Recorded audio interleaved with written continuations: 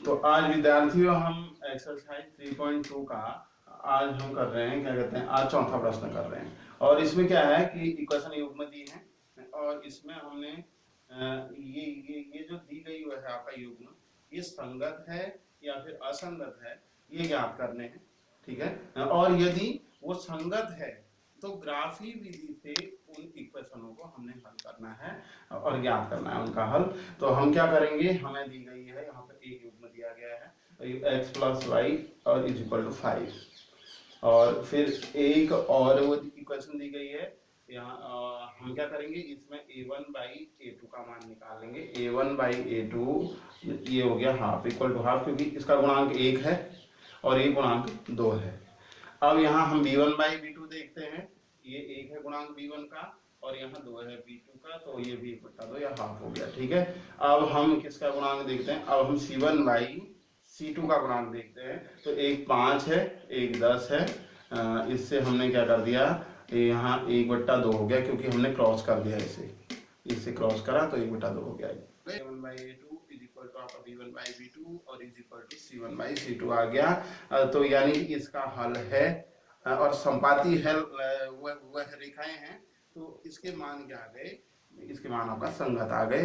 क्योंकि मैंने आपको ये भी बताया था कि हल होने पर ये मान क्या होते हैं, यहाँ पे संगत होते हैं। ठीक है, अब संगत मान है तो अब क्या करते हैं, अब ग्राफी विधि से इसको हम कर लेते हैं हल।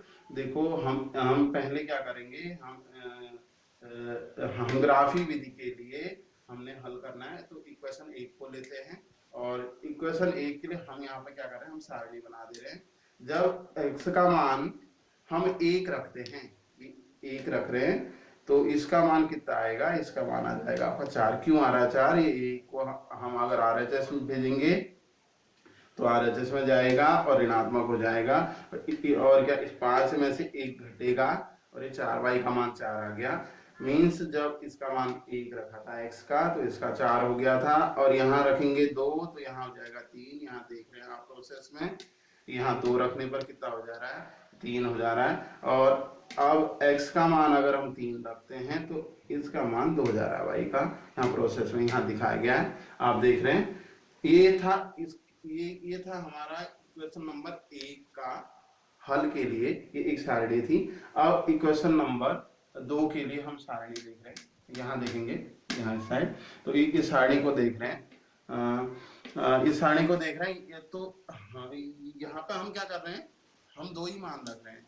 इस x का एक मान रख दे रहे हैं हम 4 और एक मान रख दे रहे हैं 5, और हल करने की जो प्रोसेस इस वाले में थी सेम प्रोसेस यहाँ भी है। इसकी जगह रखा 4, तो इसका मान आ गया आपका, ये 4 उधर गया और इसका मान 1 आ गया y का। अब x का मान यहाँ 5 रख के देखा तो इसका मान यहाँ रखने पर 5, ये 0 आ गया। तो अब हम इस सारणी नंबर 2 और 1 से हम ग्राफ बनाते हैं, और वो ग्राफ इक्वेशन नंबर 1 थी बच्चों यहाँ कि x बराबर 1 पर इसका मान था 4y का, x बराबर 2 पर इसका मान था 3y का, x बराबर 3 पर इसका मान था 2। अब इन मानों के लिए हम ग्राफ बना रहे हैं। अब ग्राफ को देखेंगे बच्चों आप, अब यहाँ देखेंगे ये x वो है आपका, और अक्ष, ये इस अक्ष को हम क्या कहते हैं, क्षैतिज अक्ष। ये ऊर्ध्वाधर अक्ष है, ये y अक्ष हो गया। अब इसमें देख रहे हैं इस सारणी के हमने रखने हैं मान, इस सारणी को दे रखी है क्या, x बराबर 1 पर इसका मान 4 रखना है। तो x वाले पर आ जाते हैं, x पर 1 पर हम 4 पे जाएंगे, 1 2 3 4, और 4 को हमने यहाँ पे एक बिंदु लगा दिया। अब x बराबर 2 पर इसका मान 3 होना है y का, तो x बराबर हम गए 2 पर, ये 2 है और 2 लिखा हुआ है आपके सामने। अब इसमें 1 2 3 चले गए, तो ये 3 पे बिंदु लगा दिया। अब इसी में क्या, x बराबर 3 पर 2 चलना है, तो ये 3 पर x बराबर 3 है, इस पर हम 2 चल रहे हैं, 1 2, और इन बिंदुओं से होकर के हम इस पे एक खींच देंगे रेखा। इन बिंदुओं से होकर के हमने रेखा खींचनी है, और हम ये रेखा खींचने का हम प्रयास कर रहे हैं। अब प्रयास क्या कर रहे हैं, खींच ही दे रहे हैं, ये हो गया रेखा खींच दी।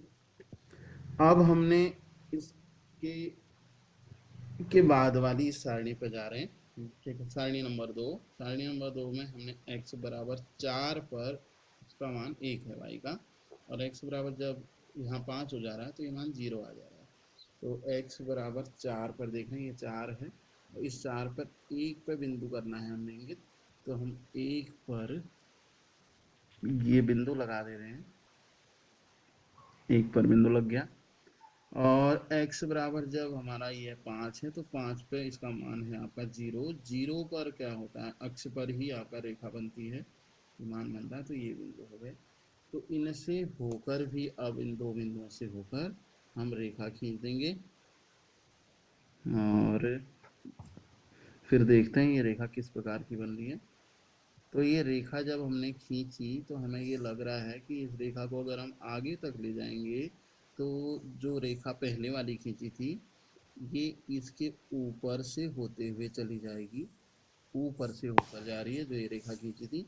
मीन्स एक रेखा के पे ही क्या है कि दूसरी रेखा क्या होती है हमारी जा रही है, तो इस स्थिति को हम कहते हैं ये संपाती रेखाएं हैं। तो ये हल आ गया, और ये रेखाएं कैसी आ गई, रेखाएं ये संपाती रेखाएं आ गई। इसको हम लिख लेंगे, ये संपाती रेखाएं